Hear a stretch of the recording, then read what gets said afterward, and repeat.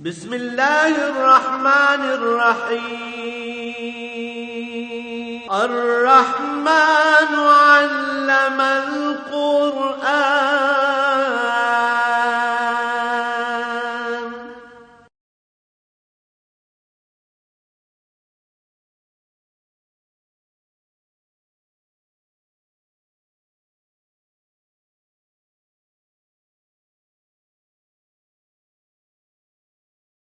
الحمد للہ رب العالمین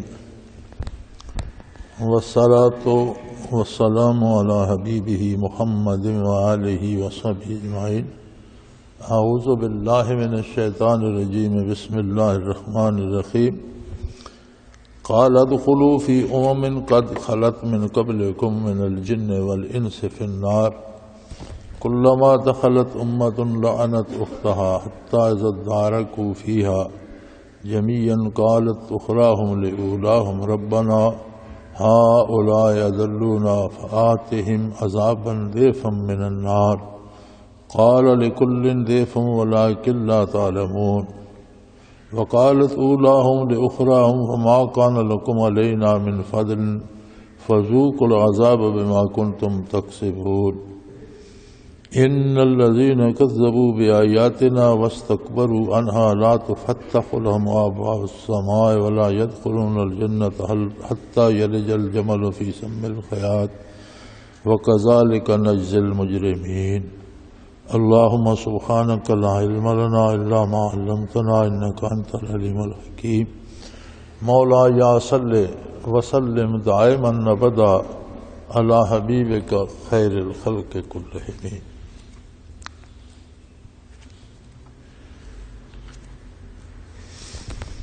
پچھلی آیات مبارکہ میں عرصہ معاشر کا ذکر چل رہا تھا اور کفر پر کافر کی موت کا تذکرہ چل رہا تھا کہ بوقت موت جب فرشتے ان سے پوچھتے ہیں کہ جنہیں زندگی بھر تم پوچھتے رہے وہ کہاں ہیں،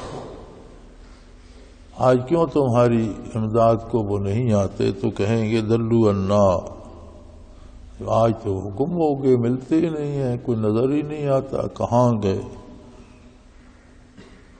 تو اللہ کے نہیں فرماتے ہیں وَشَهِدُوا عَلَىٰ أَنفُسِهِمْ، یہ انہوں نے اپنے آپ پر گواہی دے دی کہ ہم مشرک تھے، غیر اللہ کو پوجتے تھے، اور اس بات کی گواہی دے دی انہم کانوا کافرین کہ یہ کافر تھے۔ تو فرمایا عرصہ معاشر میں یہ حکم ہوگا قال ادخلوا فی قد خلت من قبلکم من الجن والانس فی النار۔ ہر کافر اپنے کردار کے مطابق اور اپنے کفر کے مطابق، یاد رکھیں جس طرح ایمان کے درجات تفاوت ہیں، ہر مومن کا ایمان ایک جیسا نہیں ہے، کسی کا بہت اعلیٰ ہے، کسی کا اس سے کم درجے کا، کسی کا اس سے کم درجے کا، اسی طرح کفر بھی سب کا بحثیت کفر تو برابر ہے لیکن اس میں درجات ہوتے ہیں، کوئی کتنا کافر ہے، پھر ہر ایک کا ایک ذاتی کردار ہوتا ہے، وہ کس قسم کے کفر کی پیروی کرتا ہے، کس قسم کی رسومات کی پیروی کرتا ہے، کس قسم کی مشرکانہ حرکات کرتا ہے، اور اعمال اس کے لین دین، کاروبار، لوگوں کے ساتھ اس کا برتاؤ وہ کیسا ہے، وہ سارا تو فرمایا یہ سب الگ الگ کر دیے جائیں گے، جس درجے کا کوئی ہوگا، جس قسم کا کوئی ہوگا وہ الگ کر دیا جائے گا، اور حکم دیا جائے گا کہ جہنم میں داخل ہو جاؤ ان لوگوں کے ساتھ جو تمہارے جیسے تھے، جو تم سے پہلے جہنم داخل ہو چکے، جن میں جن بھی ہیں اور انسان بھی ہیں۔ جنات بھی مکلف مخلوق میں سے ہیں، اور پورے قرآن حکیم میں کہیں جنات کے جنت داخلے کا ذکر نہیں ہے، اس لیے اکثر علماء کی رائے یہی ہے مفسرین کرام کی کہ جنات جو نجات پا جائیں گے ان کو معدوم کر دیا جائے گا، اور جو سزا پائیں گے انہیں جہنم جانا ہوگا، لیکن ان کی سزا کی حد ہوگی، جتنا انہوں نے ظلم کیا، گناہ کیے، کفر کیا، وہ کبھی نہ کبھی ختم ہو جائے گا اور وہ بھی معدوم ہو جائیں گے۔ یہ ایک مخلوق ہے انسان، جسے ہمیشہ ہمیشہ رہنا ہوگا، جسے ختم اور معدوم نہیں کیا جائے گا۔ تو قرآن حکیم میں جنات کے جہنم جانے کا تذکرہ تو ملتا ہے، جنت کے داخلے کی کوئی خبر نہیں ملتی، بلکہ جہاں وہ جنات جا کر حضور صلی اللہ علیہ وسلم سے قرآن پاک سن کر، دین سمجھ کر اپنی قوم کو جا کر تبلیغ کرتے ہیں، تو وہاں بھی یہ کہتے ہیں کہ اگر تم ایمان لاؤ اور نیکی کرو گے تو یجرکم من عذاب علیم، تم دردناک عذاب سے بچ جاؤ گے۔ یہ نہیں کہتے کہ تم جنت میں جاؤ گے، بلکہ عذاب سے بچ جاؤ گے۔ یہ صرف انسان کا شرف ہے، یہ صرف انسان کا مقام ہے کہ اللہ کریم اسے جنت میں ہمیشہ ہمیشہ رہنے کی جگہ دیں گے، اور اعلیٰ ترین مقام ہے اللہ کا جنت، جس میں ایسی نعمتیں ہوں گی نہ کسی آنکھ نے دیکھی نہ کسی کان نے سنی، اور سب سے بڑی بات یہ ہے کہ جنت مظہر ہے اللہ کی رضامندی کا۔ ہر جنتی پر اللہ کریم راضی ہوں گے، اور ہر جنتی کو اپنی حیثیت کے مطابق دیدار باری نصیب ہوگا۔ تو سو فرمایا درجہ بندی کر دی جائے گی کہ کس کا کفر کس درجے کا ہے اور کس کا کردار کس کے درجے کا ہے۔ تو ایک درجے کے جن اور انسان ایک درجے میں دوزخ میں داخل کر دیے جائیں گے، اور انہیں حکم دیا جائے گا کہ جاؤ، تم سے پہلے جو تمہاری طرح کے لوگ تھے جنوں میں، انسانوں میں، ان کے ساتھ جہنم میں داخل ہو جاؤ۔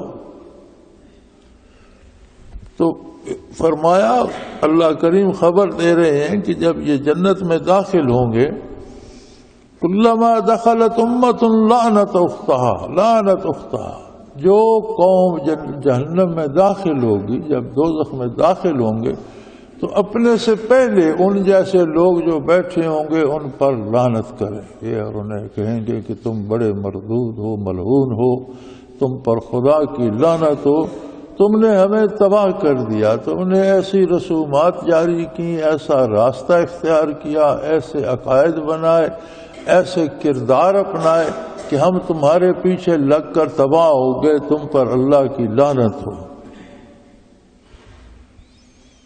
حتیٰ اذا ادارکوا فیہا جمیعا قالت اخراہم لأولاہم ربنا ہؤلاء اضلونا فآتہم ضعفا عذابا ضعفا من النار، حتیٰ کہ جب سب جہنم میں اپنے اپنے درجے میں داخل ہو چکیں گے تو بعد میں آنے والے جو پہلے جہنم میں جل رہے ہوں گے ان سے کہیں گے یا اللہ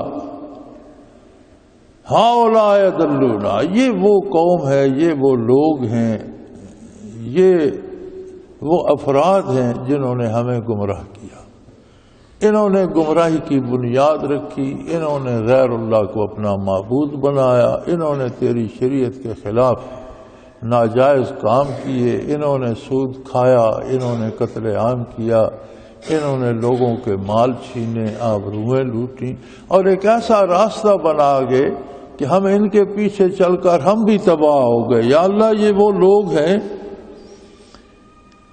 کہ انہوں نے ہمیں بھی تباہ کر دیا، فآتہم عذابا ضعفا، ان کو کئی گنا زیادہ عذاب دے، ان پر عذاب بڑھا دے کہ یہ خود بھی گمراہ ہوئے اور ہماری گمراہی کا سبب بھی بنے۔ تو ان کا جرم کئی گنا زیادہ ہو گیا ہے کہ صرف خود گمراہ ہونا ایک اور بات ہے، اور ساتھ اللہ کی دوسری مخلوق کو بھی گمراہ کرنا یہ اور بھی بڑا جرم ہے۔ تو اللہ ان پر عذاب، آگ کا عذاب بڑھا دے، عذاب ضعفا من النار، ان پر آگ زیادہ کر دے، اور زیادہ دگنی چار گنی بھڑکا دے۔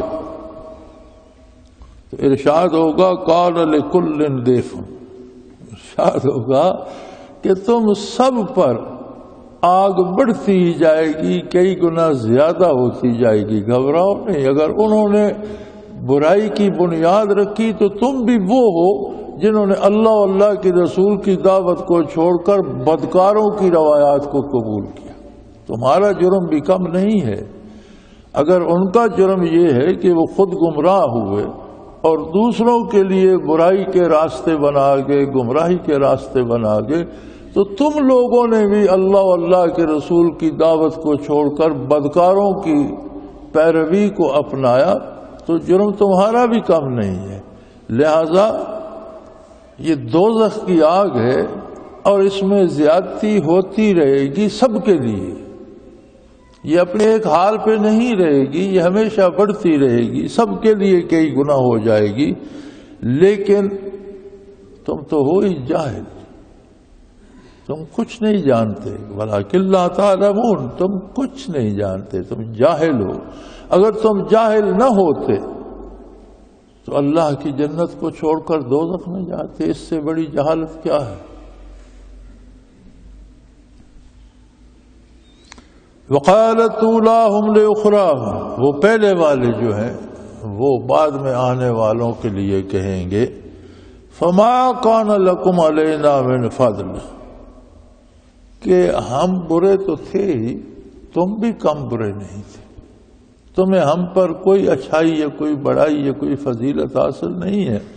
اگر ہم برے تھے تو تم ہم سے بھی برے تھے کہ تم نے اللہ کا حکم چھوڑ کر ہم بروں کی بات مان لی، تم ہم سے بھی گئے گزرے تھے۔ وہ جو پہلے ہوں گے وہ بعد میں آنے والوں سے کہیں گے فما کان لکم علینا من فضل، تمہیں ہم پر کوئی بڑائی فضیلت حاصل نہیں ہے، تم بھی بہت برے تھے۔ فذوقوا العذاب بما کنتم تکسبون، اب جو کرتوت کرتے رہے ہو اس کے بدلے میں عذاب بھگتو، اب چیختے کیوں؟ جس منزل کی طرف تم چلتے رہے ہو، جس راستے پہ چلتے رہے ہو، آخر اس کا انجام آ گیا، اب بھگتو، اب ہم سے شکوہ کیوں کرتے ہو؟ تم بھی ایسے عجیب لوگ تھے کہ تمہارے پاس اللہ کی دعوت پہنچی، اللہ کے رسول صلی اللہ علیہ وسلم کی دعوت پہنچی، اللہ کے بندوں نے گھر گھر پیغام پہنچایا، اور تم نے کافر کی اور کفر کی اور بدکار اور برائی کی پیروی بہتر سمجھی اور اللہ کے دین کو اہمیت نہ دی، تو تم بھی کم برے نہیں ہو۔ لہذا اب ایک دوسرے کو تانے مینے اور بددعائیں دینے کی بجائے اب جو کمایا ہے وہ بھگتو، جو کرتے رہے ہو اس کا جو نتیجہ ہے وہ سب بھگتو۔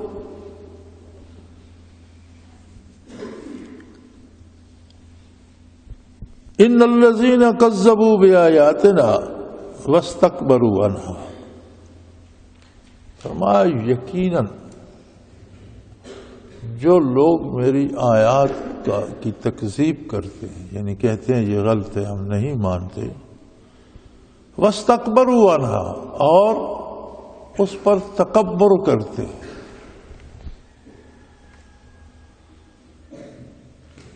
یہ تکبر یہ ہے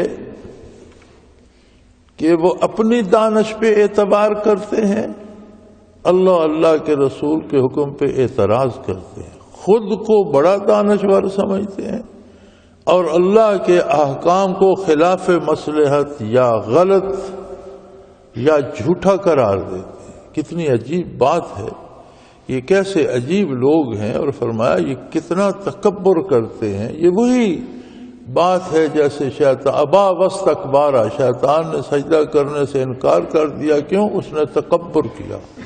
اس کا تکبر کیا تھا؟ اس کا تکبر یہ تھا کہ میری رائے صحیح ہے، انا خیر منہ خلقتنی من نار وخلقتہ من طین۔ اس کی رائے یہ تھی کہ اللہ تو خالق ہے، میں مانتا ہوں، تو نے ہی پیدا کیا مجھے بھی اسے بھی، لیکن مجھے تو نے آگ کے شعلے سے بنایا جو پاک صاف ستھرا ہوتا ہے، اسے ایک کیچڑ سے، مٹی کے کیچڑ سے بنایا۔ اب یہ مٹی کے کیچڑ میں تو ہر طرح کی قباحت ہوتی ہے، مٹی میں تو ہر چیز ملی ہوتی ہے، تو میں اس سے تو بہتر ہوں۔ اللہ کریم فرماتے ہیں واستکبارا، اس نے تکبر کیا، اس نے اللہ کے حکم کے مقابلے میں اپنی رائے کو بہتر سمجھا کہ میں صحیح کہہ رہا۔ تو فرمایا جو لوگ میری آیات کا انکار کرتے ہیں، کفر کرتے ہیں، اطاعت نہیں کرتے، مانتے نہیں، نہ ماننے کے دو درجے ہیں۔ ایک یہ ہے کہ بندہ انکار کر دیتا ہے کہ میں یہ مانتا ہی نہیں، یہ بات غلط ہے، یہ صریح کفر ہے۔ کسی بھی شرعی حکم کا انکار کفر ہے۔ کوئی چیز جو شرعاً حلال ہے اسے حرام سمجھنا کفر ہے، جو شرعاً حرام ہے اسے حلال کہنا کفر ہے۔ یہ صریح انکار ہے، یہ کفر ہے۔ کچھ لوگ جو کہتے ہیں حکم تو یہ ٹھیک ہے، بات تو ٹھیک ہے، میری غلطی ہے، مجھ سے عمل نہیں ہو رہا، یہ فسق ہے، یہ گناہ ہے۔ بندہ کافر نہیں ہوتا لیکن گناہ ہوتا ہے یہ۔ اور ہر گناہ کے بارے علماء حق فرماتے ہیں کہ ہر گناہ مفضی الی الکفر ہوتا ہے۔ ہر گناہ جو ہے وہ کفر کی طرف ایک قدم ہوتا ہے، کفر کی طرف کھینچنے والا ہوتا ہے، کفر کی طرف لے جانے والا ہوتا ہے۔ اگر توبہ نصیب نہ ہو اور مسلسل گناہ ہوتے رہیں تو جو سب سے بڑی سزا ہے وہ یہ ہے کہ اس کا ایمان ضائع ہو جائے۔ الحمدللہ 15ویں صدی کے بھی 30 سال بیت گئے، لیکن اللہ کریم کا احسان ہے کہ مسلمانوں کے پاس اللہ کی کتاب بھی محفوظ ہے، ایک ایک لفظ، ایک ایک حرف، ایک ایک نقطے، ایک ایک زیر زبر سمیت، اور رسول اللہ صلی اللہ علیہ وآلہ وسلم کے ارشادات عالیہ بھی محفوظ۔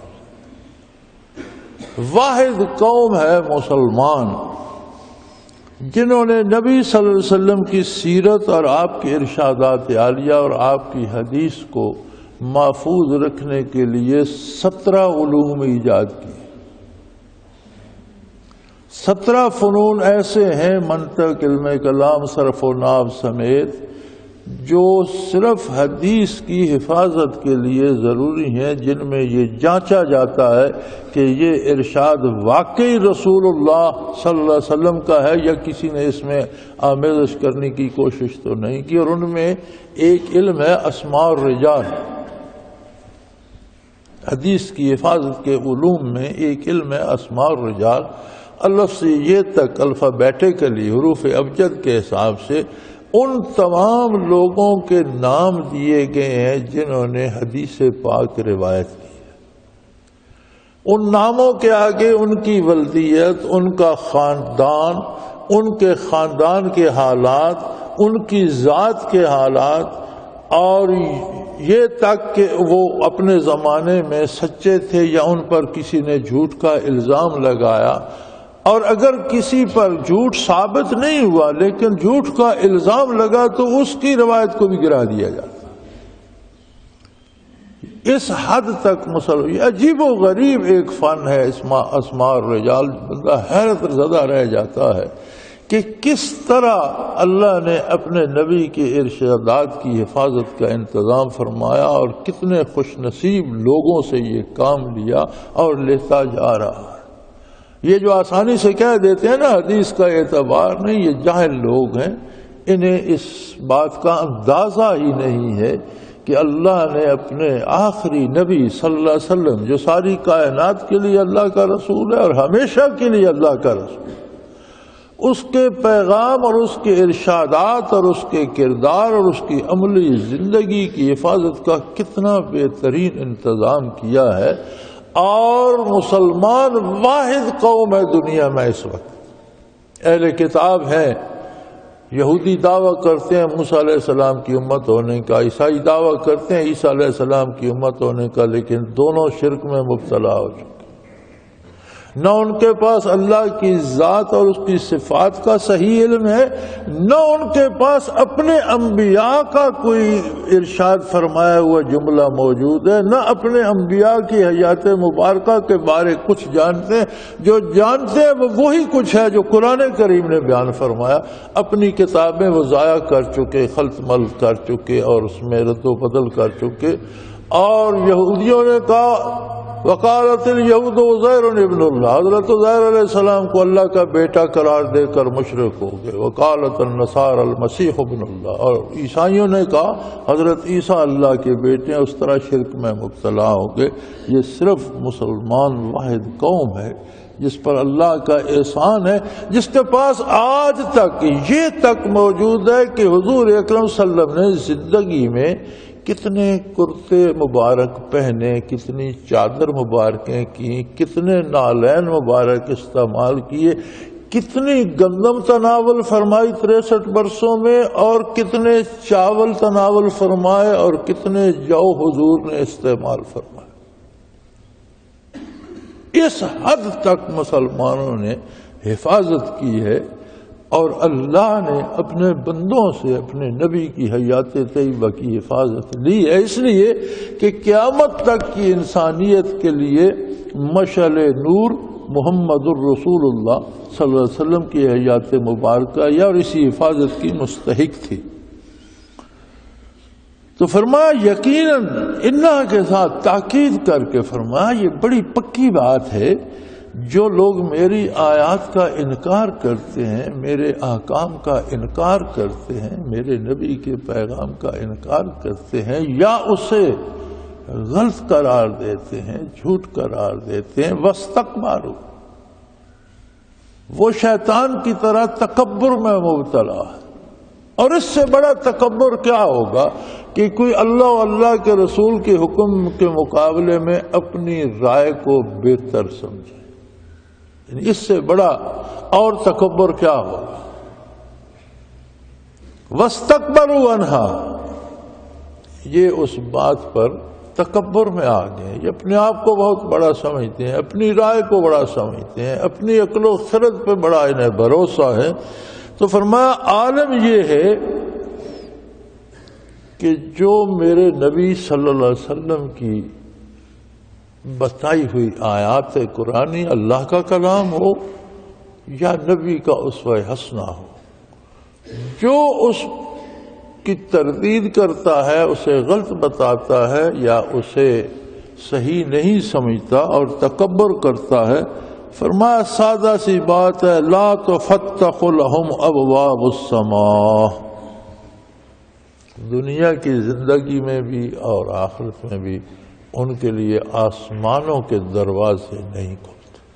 دنیاوی زندگی میں ان سے رزق نہیں چھینا جاتا، جو اللہ نے مقرر کر دیا ہے ان کے پاس فرصت ہے، مہلت ہے موت تک.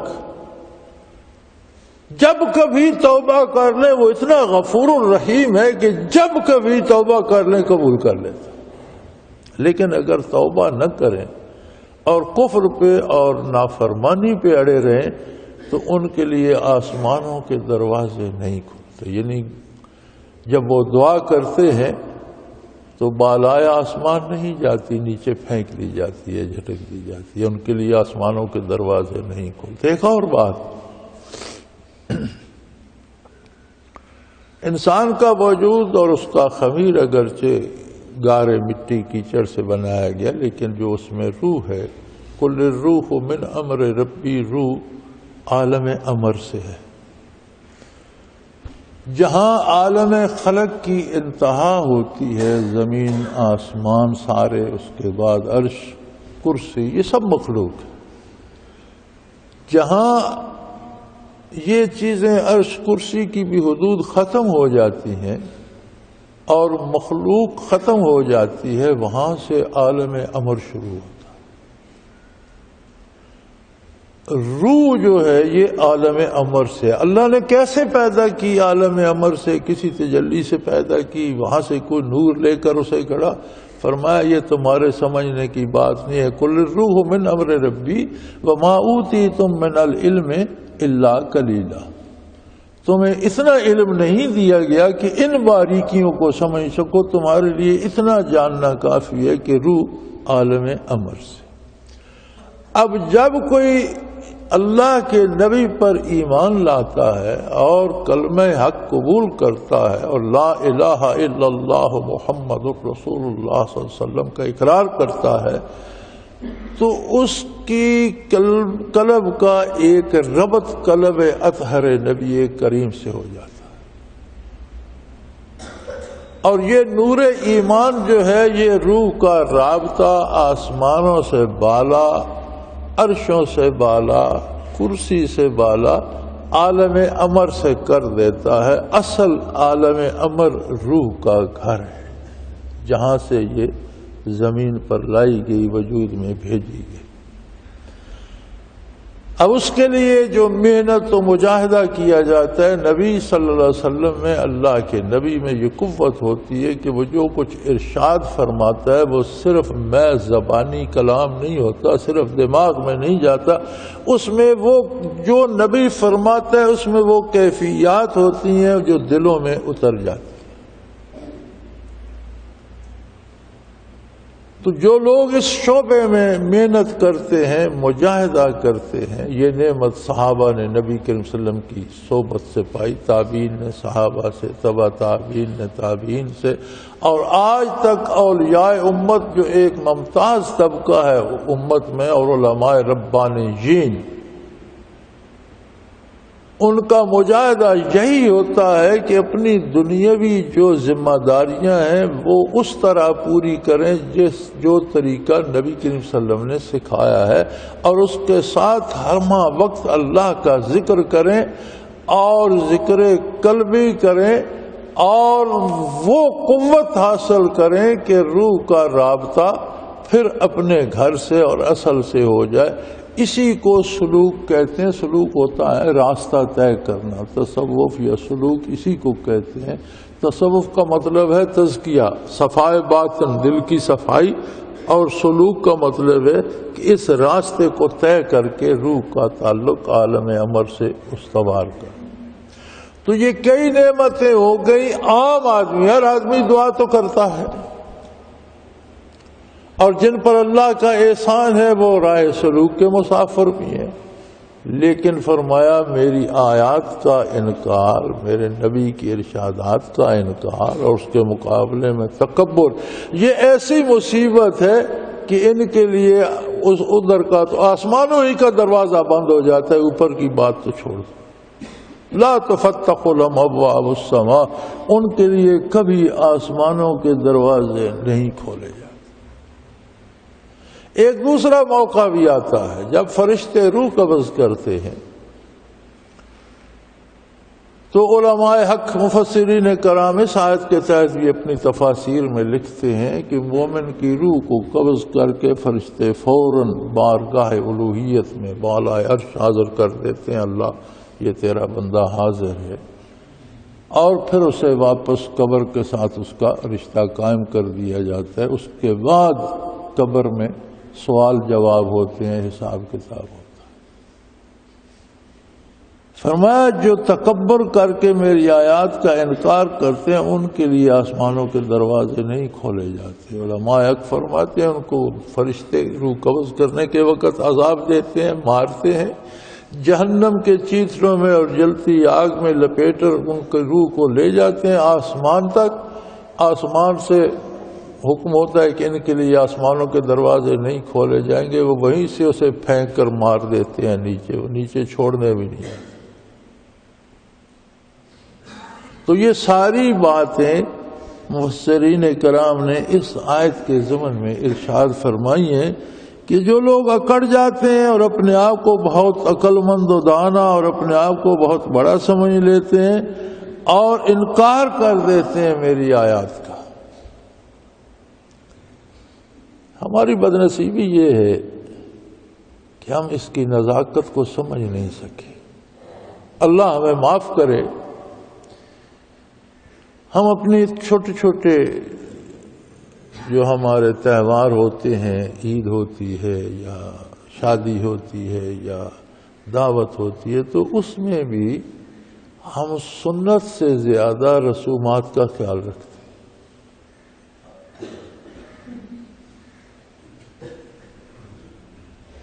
ایک طرح سے یہ بھی اشارہ ہے کہ جو کچھ اچھا پتہ ہی ہمارے دیہاتی تو یہ کہتے ہیں، شاید کو پڑھا لکھا بندہ نہ کہے تو دیہاتی تو کہتے ہیں کہ اگر اس رسم پر عمل نہیں کریں گے تو ناک کٹ جائے گی، ہمارے لیے شرمندگی ہوگی۔ گویا سنت پر عمل باعث شرمندگی ہے، اور رسم پر عمل جو باعث فخر ہے۔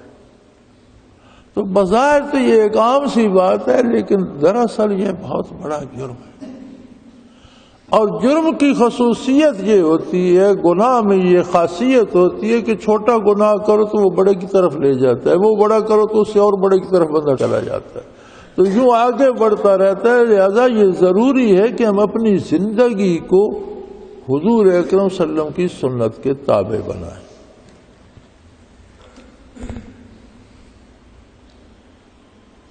لا تفتح لهم ابواب السماء، ان کے لیے آسمانوں کے دروازے نہیں کھولے جاتے۔ ولا يدخلون الجنہ، اور کبھی جنت میں داخل نہیں ہو سکے۔ جس کا خاتمہ کفر پر ہو گیا اور جسے زندگی میں توبہ نصیب نہ ہوئی اور جو اپنا عقیدہ درست نہ کر سکا اور کفر پر خاتمہ ہو گیا، وہ کبھی جنت میں نہیں جا سکے گا، حتیٰ یلج الجمل فی سم الخیاط۔ جس طرح اونٹ سوئی کے ناکے سے نہیں گزر سکتا، یہ نسبت انسانوں کی طرف ہے کہ کوئی انسان ایسا نہیں کر سکتا کہ اونٹ کو سوئی کے ناکے سے گزار دے، جس سے بات کرو کہے گا ناممکن ہے۔ فرمایا اسی طرح کفر پر مرنے والوں کا داخلہ جنت میں ناممکن ہے۔ اللہ تو جو چاہے کر سکتا ہے، اللہ چاہے تو سوئی کے ناکے سے اونٹ کو چھوڑ کے ہاتھی کو گزار دے، وہ تو اللہ ہے۔ یہ جملہ انسانوں کو سمجھانے کے لیے انسانی استعداد کے مطابق ارشاد فرمایا گیا کہ جس طرح تم میں سے کسی کو کہا جائے کہ اونٹ کو سوئی کے ناکے سے گزار دو، کہتے یار یہ کیسی بات کہی ہے، یہ ممکن ہے؟ کوئی ہو کیا اس اونٹ کا ایک بال بمشکل اس سے گزرے گا، اونٹ کیسے گزرے گا؟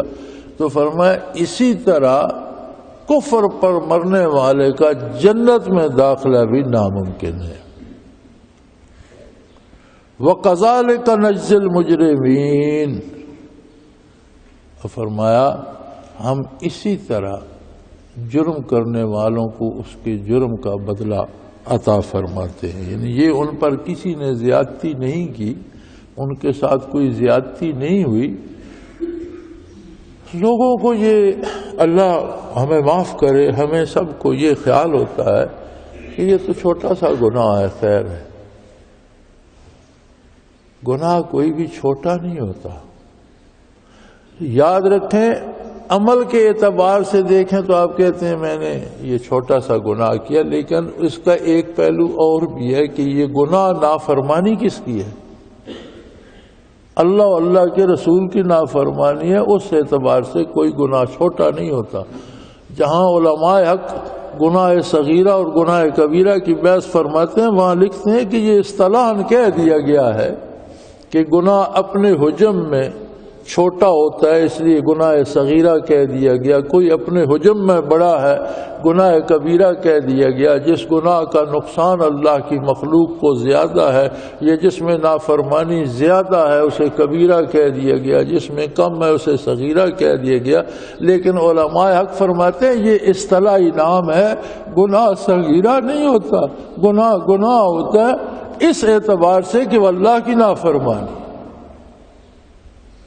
باغی ہوتا ہے وہ ایک قانون سے باغی ہو یا سارے قوانین سے بغاوت کر دے، باغی ہوتا ہے، گناہ ہوتا ہے۔